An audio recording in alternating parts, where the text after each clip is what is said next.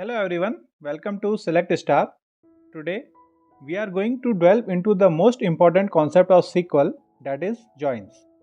Till now in my videos we have dealt with only one table, but in real life there will be multiple tables in a database and we will be required to use them for doing analysis. This is where joins will come into picture. But before starting the how to of joins, let's understand the concept of primary key and foreign key.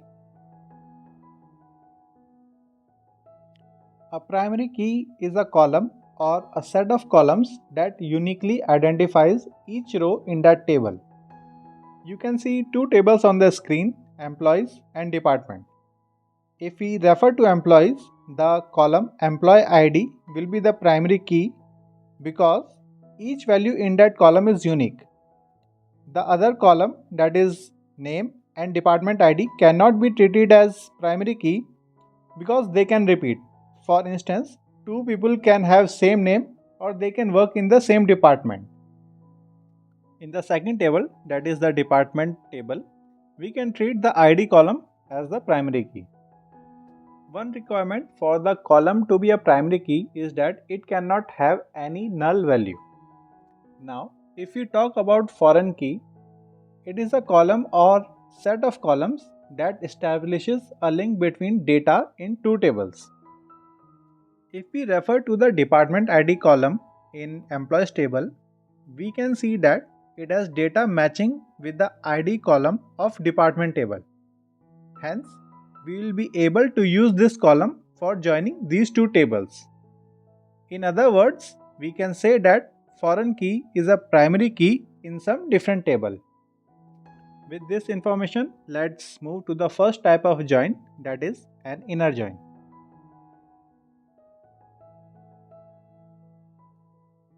The first question is to find list of employees along with their department name. We have seen the two tables, employees and department. The table employees has got employee name but it does not have department name. Department name is present in the department table. So we will have to perform a join to bring these tables together to get the required result. We will write select. Let's leave this empty as of now and go to from. Mention our first table, that is employees. Let's alias it as E. Then inner join second table, that is department. Now we need to put the joining condition. We will use the keyword on e.department_id is equal to d.id. This is how we join two tables with a join by giving some condition. Most of the times the condition is based on primary key and foreign key. Let's now do a select star to see the full result of inner join. We have got the result for the inner join. We can see that we have got 5 columns in the resulting table. The first 3 belong to employees while the last 2 belong to department. And if we look closely at the third and fourth column, that is department ID and ID, we can see that they both have same values, which was our joining condition. Now coming to the definition of inner join. In an inner join, only the rows that are common between the two tables will be returned. If you check the department table, it has a finance department with ID equals to 106. Now in employees table, we do not have any department ID 106. Hence it is not present in the result of an inner join. Also, in employee table, we have a person who has department ID equals to 105. But since that is not there in the department table, it is also missing from the inner join. Coming back to the question, we just need employee and department name, so we will select those columns only. It's important to mention aliases followed by a dot before column name. It makes clear from which table a column is coming. Also, SQL would throw an error if the tables have column with same name and you mentioned that column name in select. One last thing about inner join is you don't need to mention the keyword inner. If you just write join, by default it will be considered as an inner join.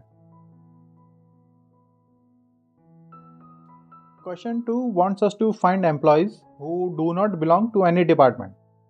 And if you look carefully at the table employee, you will see that employee ID 5 has department ID 105. But 105 is not a department, hence we want to find out the details of this person. We will use a left join to find this. The syntax is same, we just have to replace inner with left. The joining condition remains same.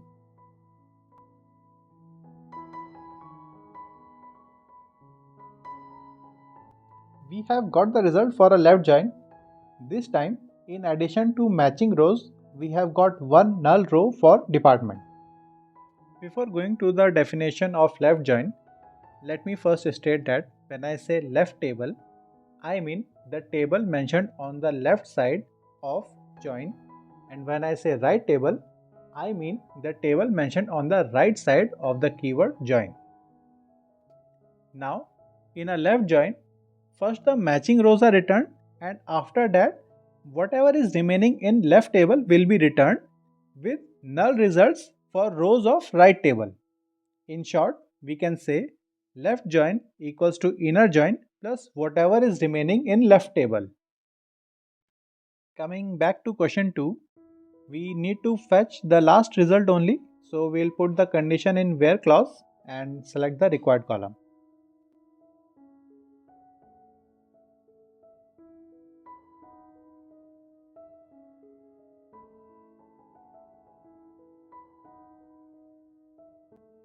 The third question is to find the number of employees in every department. We will use a right join for this. The syntax remains same. We will just replace left with right. Joining condition also remains same. Now the definition of right join is that first it returns matching rows and then whatever is remaining in right table will be returned with null values for left table. In short, we can say right join equals to inner join plus whatever remains in right table. You can see the result for right join. This time we have got a null row in employees table. Now we just have to group by department name and then count the number of employees in it.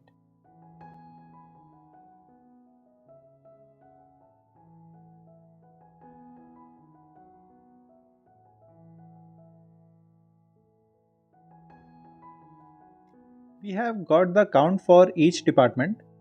You might ask why not use an inner join in this case. The reason for not using an inner join is that then we would not get any number for finance department. As of now, we are getting a 0, but in case of an inner join, this row would not have been there. One thing I would like to share over here is that there is no major difference in a left join and a right join.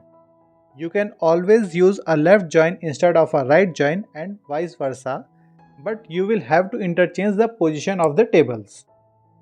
I would suggest you folks to try the question number 2 with a right join and question 3 with a left join.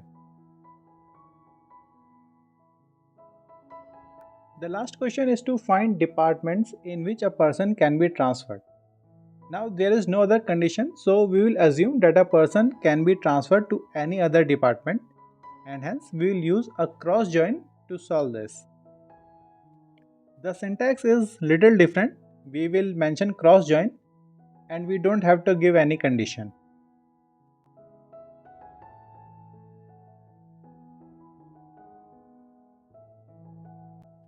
We can see the result now. The definition of cross join is that it gives a Cartesian product, meaning every row from one table will match with every row of second table. If we follow the result, we can see that for employee ID 1 we have got 5 results because there were 5 rows in department table. The same thing happened with employee IDs 2, 3, 4 and 5. Coming back to the question, an employee cannot be transferred to the department in which he is already working. So we will remove the rows where department ID and ID columns are equal.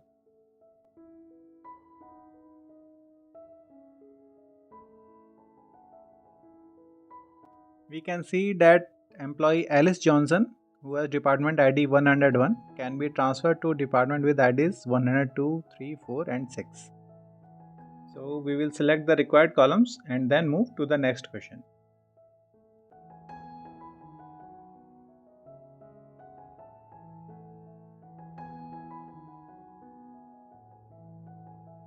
The last question is to find employees who do not belong to any department, as well as we need to find out the departments who do not have any employees in them.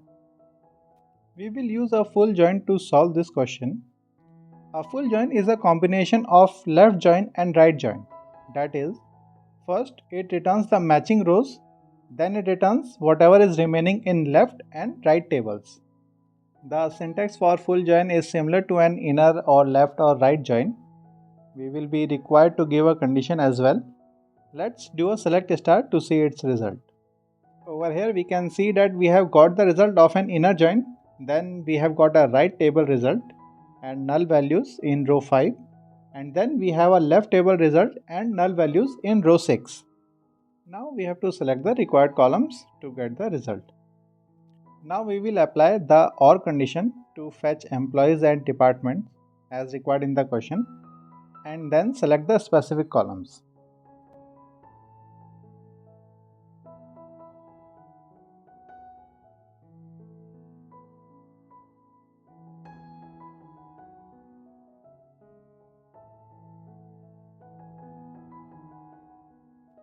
We can see that Eve Black does not have a department and finance department does not have any employee. So this will be all for today's video. I hope you folks got the gist of SQL Joins. To check if you have really got the concept of joins, you can go to one of the most frequently asked questions in a SQL interview on my channel. I will post the link in description box, and if you have not subscribed till now, do subscribe for more such amazing content on SQL and data analysis. Thank you for joining me today. Signing off now.